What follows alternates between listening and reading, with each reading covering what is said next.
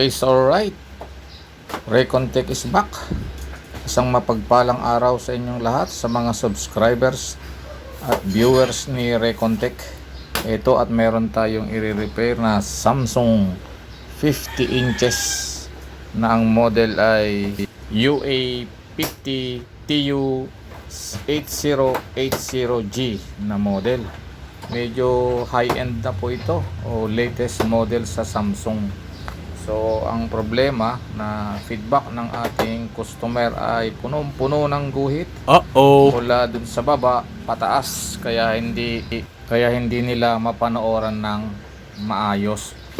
Pero bago natin ituloy ang pagre-repair mga guys, ay shout out muna natin ang may-ari ng TV na to, kay Engineer Jane Ornales ng Alabang, Muntinlupa. Hello po ma'am. Bale, sinukuan lang daw po. At ang sabi ay palit panel pag marami ng guhit. Oo naman, minsan talaga mga guys ay panel po talaga yung problema ng mga ganyan. Shorted na po yung loob ng panel. Kasi may supply naman, may sounds, lahat ng nire-require na output supply ay nandyan siya. Pero marami siyang guhit. So ibig sabihin, papunta dun sa panel yung problema. Minsan nakukuha yan sa short killer o di kaya cutting method or either blocking method. So ito na atin nang hulaan kung ano man yung naging sira at subukan naman natin yung method na gagawin ni Mr. Recontech.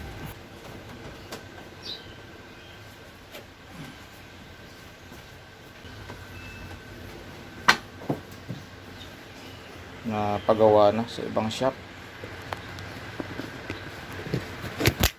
Napagawa na sa ibang shop. Yan. Evidence.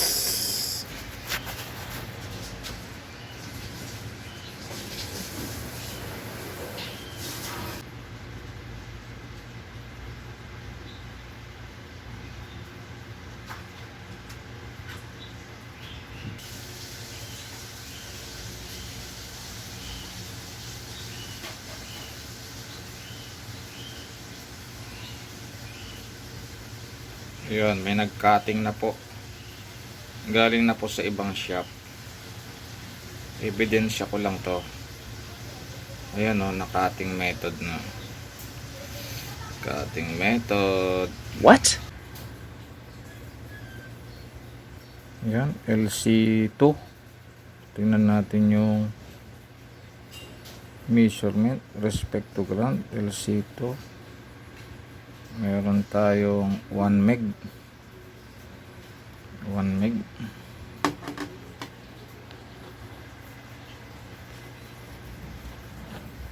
Ayan.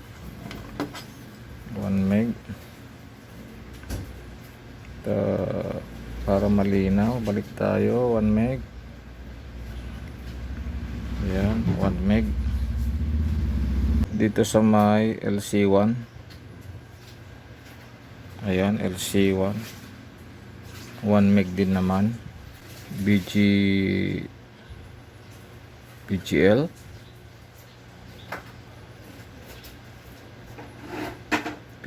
ba yan? Ayan, 5.1 kilo ohms. So yung BGL ay bagsak yan. Tapos BSS ayan, 1K. So medyo bagsak na rin yan. Tapos CK8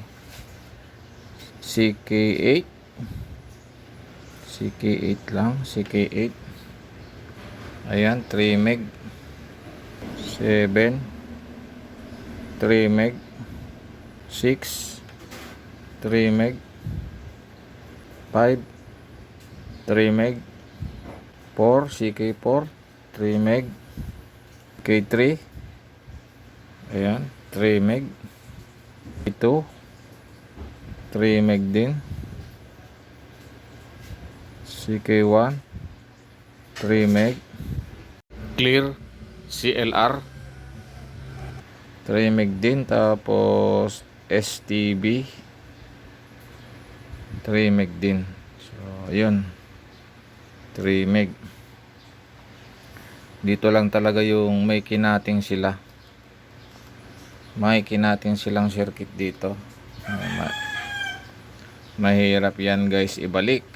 Kinating nila dyan. Ayun oh, kitang kita. Pinakita ko naman yan ng malapitan. Tapos sa kabila naman tayong side, ating i-measure. Ayan. Ito naman tayo sa kabila. Hirap nga lang makita. BSS 0.9 meg, 0.9 kilo ohms. STB. Ayan, STB. Wala, STB. CLR.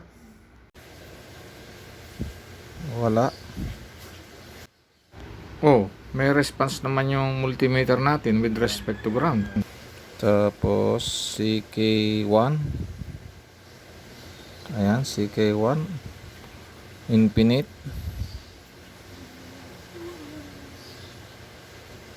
Infinite, CK2. CK3. Infinite lahat. CK4. CK5. Infinite. 6. Infinite. 7. Infinite.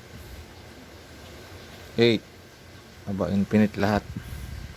Doon lang sa right panel may problema. Doon nagkaroon ng mababang reading. Kaduda-duda dito sa bandang kaliwa. Wala tayong na-measure na resistance sa mga clock.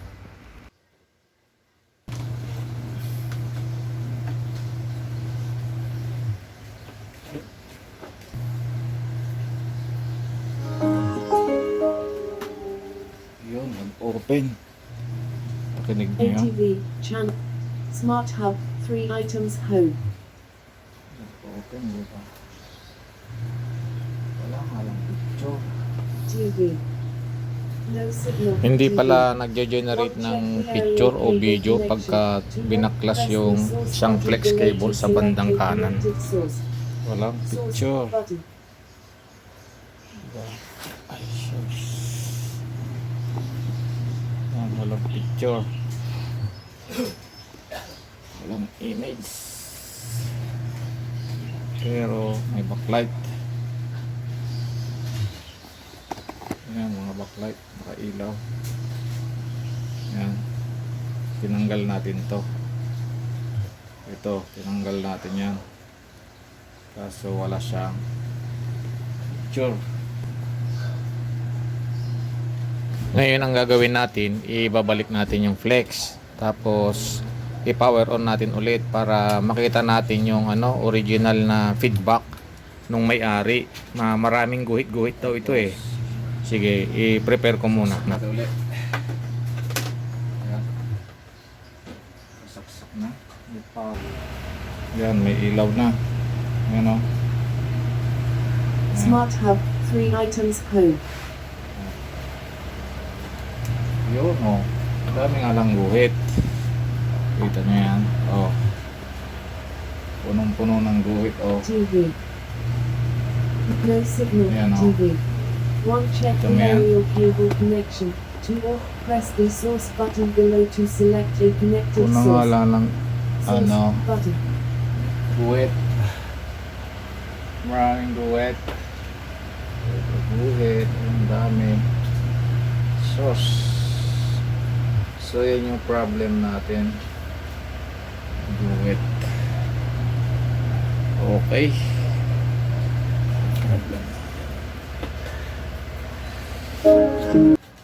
Sa mga ibang pagkakataon, pagka nililinisan yung mga flex circuit dito sa top board, ay nawawala yung mga guhit na yan eh. Ibig sabihin, nagkakaroon ng shortage yung mga dumi ba.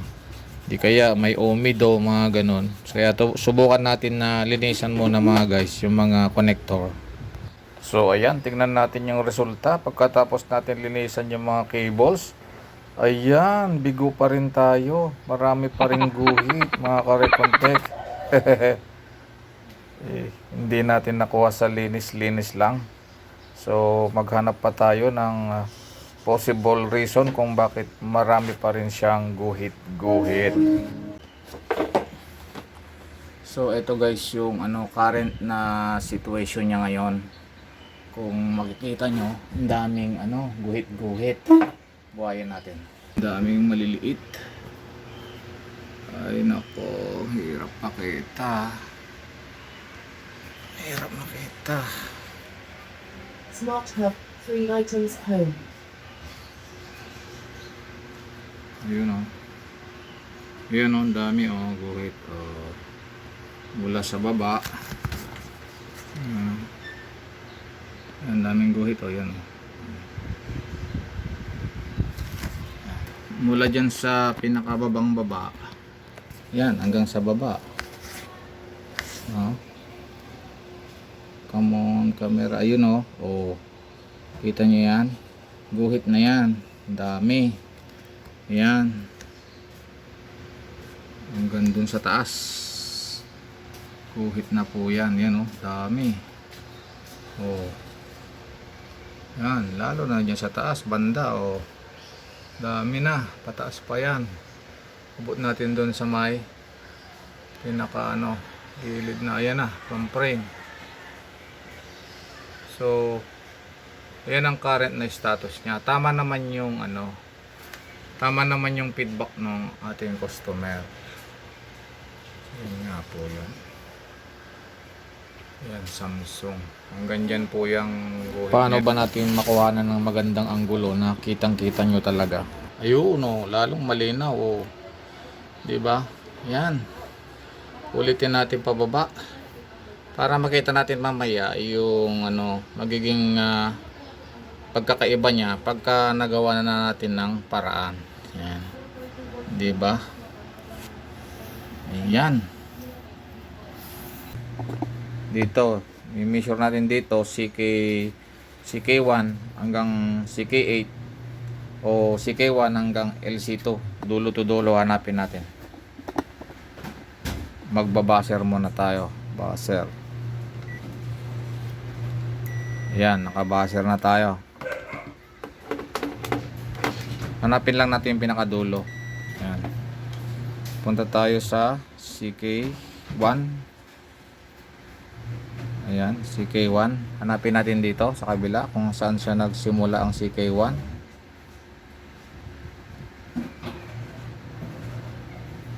Yun, dito. Dito nagsimula ang CK1, yung part na yan. Dito. Wala tayong pangguhit. Diyan nagsimula ang CK1. Tapos yung LC2, pinakadulo naman natin sa kaliwa. Ito dulo sa kanan dito sa kanang part ng kamay ko, yung yung CK1 ay dulo naman sa kaliwa. So parang reverse sila. Yan. Tapos mula doon sa CK1, pa-left naman ang pinakadulo ay LC2. So ito yung LC2. Hanapin natin dito. LC2 kung saan nagsimula naman. Yon, dito.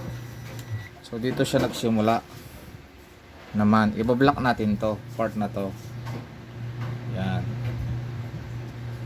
Yan, ibablock natin yan. Part na yan.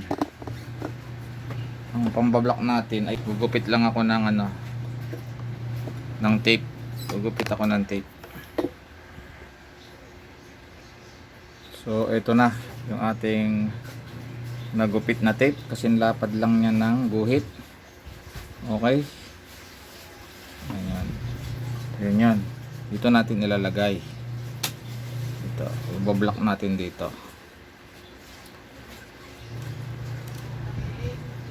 Okay, lagpas lang nito. Ayan, sabit yung kulay na malapad.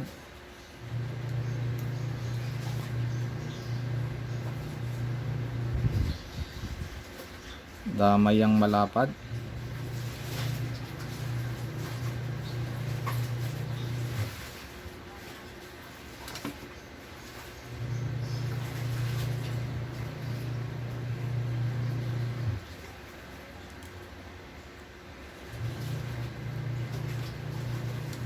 So ayan, babalik ko na. Ayan, may tape na as you can see guys. Tapos tignan natin yung magiging outcome nya sa pagbablock natin.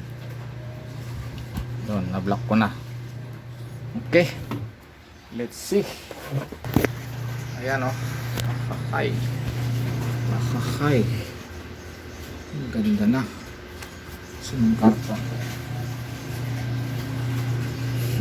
So ayan, wala na oh. Wala nang guhit. Ayan oh, ang ganda, di ba? Ayan. Bandang gitna na lang, ilang piraso na lang yan. Ayan, yan. Yan na lang. Isa, dalawa, tatlo, apat. Tapos nawala na ulit dito banda. Saan na ba yun? Yan sa may no signal. Makikita natin na guhit sa babang baba ay malinis na. So ilan na lang yan? Ito, dalawa. Kunti na lang yung guhit guys. Nag-improve siya. Ayun oh. Tapos malinis na sa baba oh. Kita niyo yan. Ay kunti na lang. Wow. Improving. Kita niyo yan. Okay, so alright. Mag-try na tayo ng video para makita natin yung image. Tinanggal ko yung sounds mga guys para hindi tayo ma-copyright. Ito ay para tingnan lang natin yung video kung ano yung maging outcome niya. Maganda na ba? So far yung guhit ay nasa kalagitnaan, mga 13 piraso. Tapos yung nasa bandang baba naman ay nasa siyam yata or 10. Mga ganun na lang yung natitira. So may changes naman mga guys at improvement doon sa ginawa natin na blocking method. So hanggang dito na lang guys ang aking mai-share sa inyo. God bless everyone. Bye bye.